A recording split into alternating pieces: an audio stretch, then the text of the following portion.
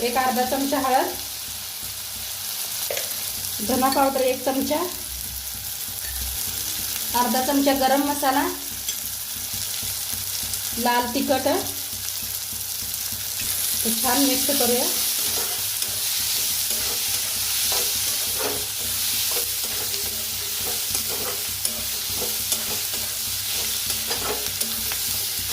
छान मसाला भाजायचा बघा.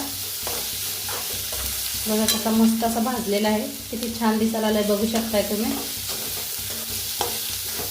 डाळीतलं पाणी बी काढून घेतलेलं आहे बघा. स्वच्छ 4 वेळा धुवून घेतलेलं आहे.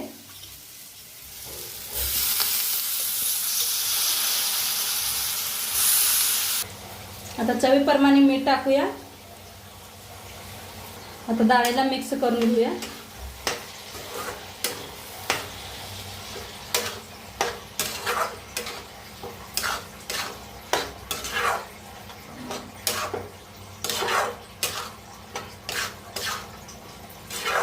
छान मिक्स केलेले आहे.